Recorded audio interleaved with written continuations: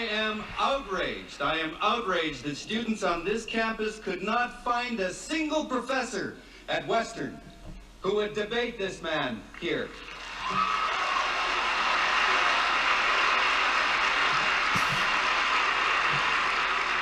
They could find no psychologists, no academics who would counter these monstrous claims.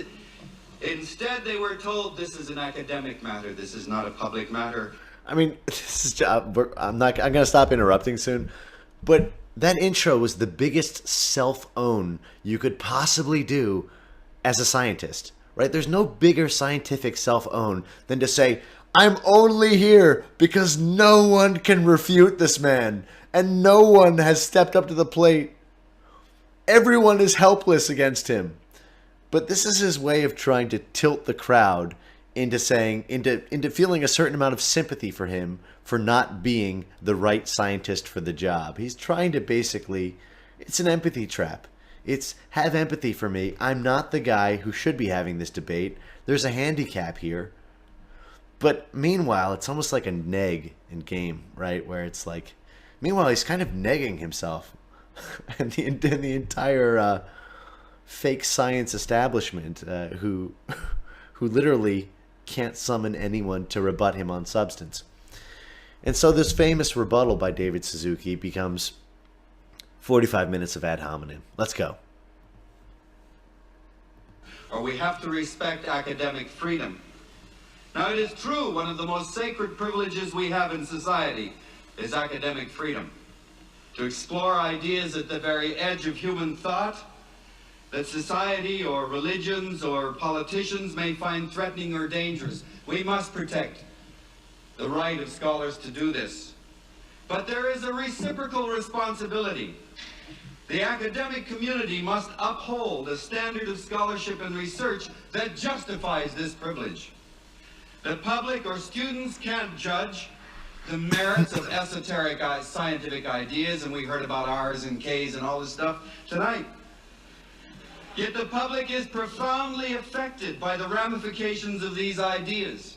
So the academic community has a great role to play to ensure that all ideas, but especially those with enormous social ramifications, can withstand critical scrutiny. Rushtons do not in a fundamental way. And we must ask then, where are those scholars on this campus to say so?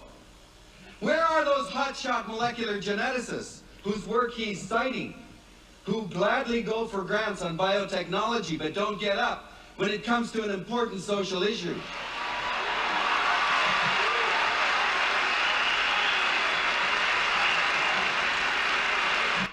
The self-owning is just incredible here, and he can't even see it.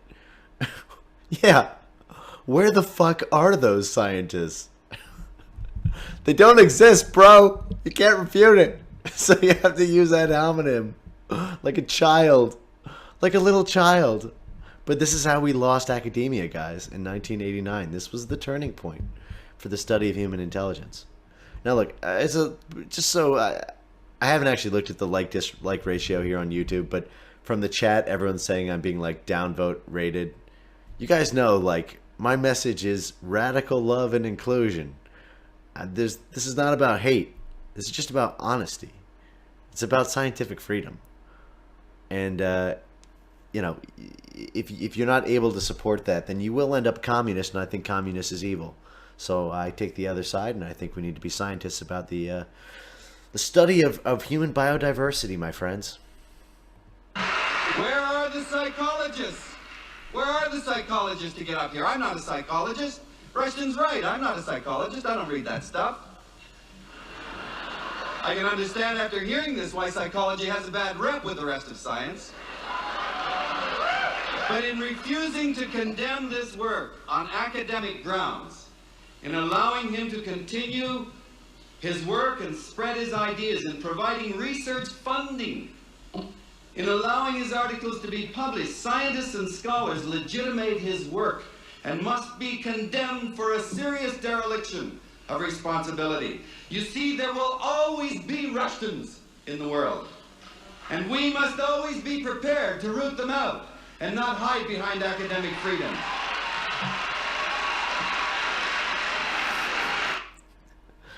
Now, does this sound like a preacher to you? Or does it sound like a scientist, right? This is like a sermon, but all right. But yeah, this is, you know what? I'll cue it in the music cue here, but you know that, the day the music died? This was the day science died. This day in 1989. I'm playing it tonight because this was a real day in academic history. And remember, we're about 6 minutes into Suzuki's rebuttal here, and nothing, right? Not a single point yet. It's all point and sputter and ad hominem, and I can't believe it, and I can't even. This is the original I can't even. This was Wow Just Wow before Wow Just Wow was a thing. I agreed reluctantly, very reluctantly. This is the last thing I need to debate, because no one, to my knowledge, has confronted the fact that his work has no scientific validity. And that's what I want to spend the rest of my time talking about. Too much of the criticism has been focused on the details of his work. It is true that there are many areas of criticism about the selectivity of data, the validity, whether he has any validity in his reference material, the lack of evidence for heritability of what are highly complex physical and behavioral traits, the meaninglessness of race as a biological term, the confusion of correlation with causation. But to deal with these matters implies that there is a proper question, that he's a legitimate question to his work, and there isn't. At the very heart of Rushton's analysis is the work that was carried on by one of his mentors, Arthur Jensen, the Berkeley psychologist. It has long been documented, and there is no denial on this, as he said this evening, that the IQ scores of black and white populations fall along different curves.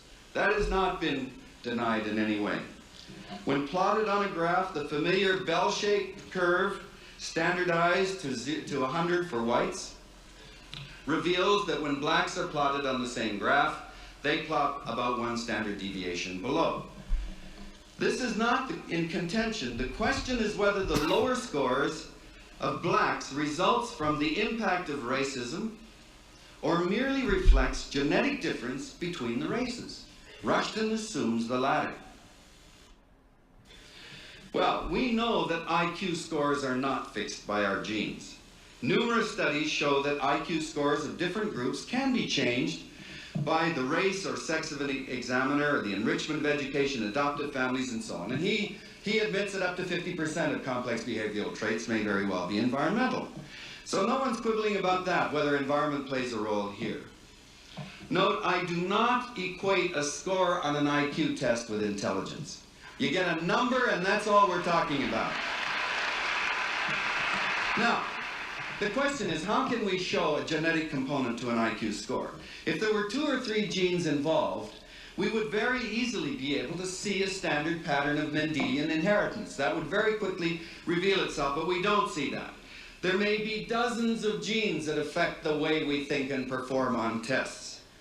And that means that we can't do an analysis in a traditional way of looking at pedigrees. What we have to apply then are our statistical means. The way we do this is to match pairs of individuals according to their degree of relatedness. Identical twins which have an identical set of genes raised together, raised apart, fraternal twins raised together, raised apart, first cousins, and so on. Now, first of all, identical twins do not score identically. Okay, so both members of a pair don't score. Sorry, I've seen this debate a dozen times, but lines like this, they still get me. You hear that, guys? Even though identical twins score very, very, very close to each other in IQ, they're not 100% identical. So I'm basically just repeating the point that Dr. Rushton said, which is that environment does account for a certain percentage of IQ relatedness. mean, it's just, this is the level we're on, guys. Remember, this was the day race realism was refuted in academic circles. It was because of this nothingness, this childness.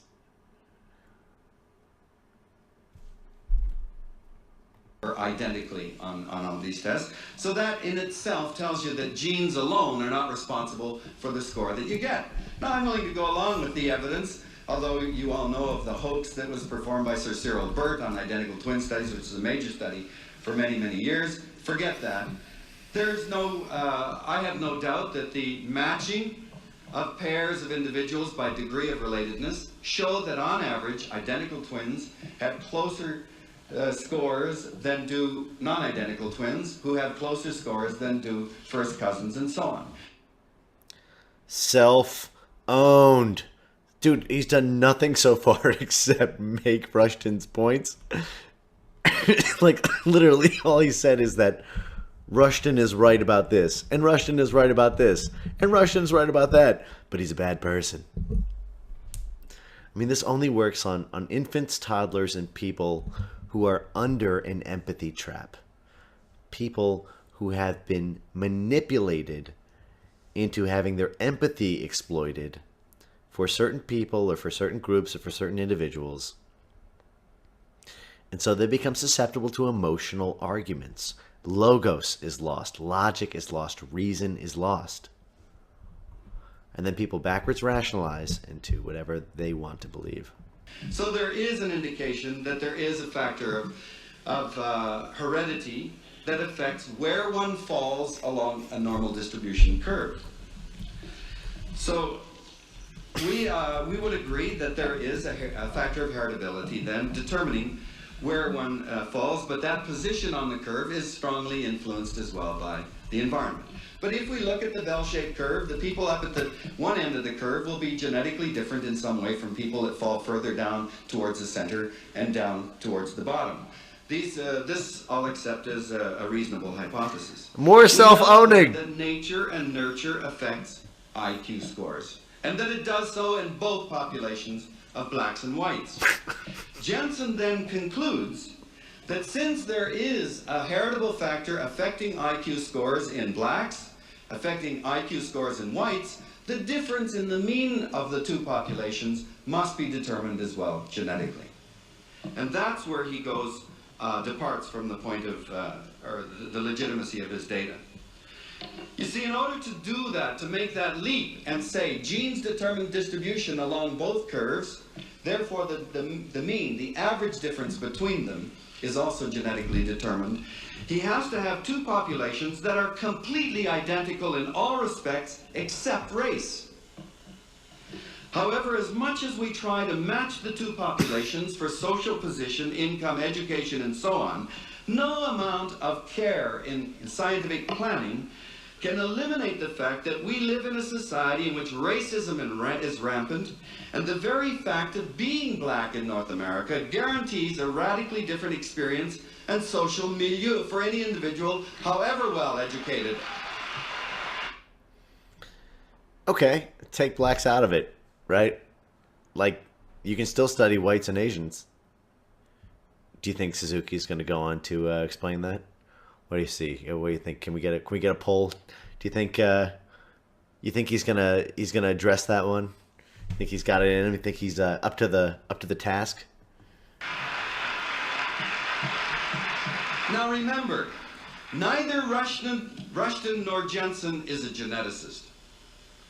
After Jensen published his work in 1969, the Genetic Society of America, the leading genetics organization in the world, overwhelmingly approved a GSA statement that such work as Jensen's cannot prove a genetic basis for IQ difference in races. World-class population geneticists, two of the leading population geneticists in the world, Luca Cavalli-Sforza of Stanford and Sir Walter Bodmer of Oxford, and Richard Lewontin of Harvard, have written books on this subject. In October 1970, of Scientific American, Bodmer and Cavalli-Sforza published the definitive popular work entitled Intelligence and Race, in direct response to Jensen's work.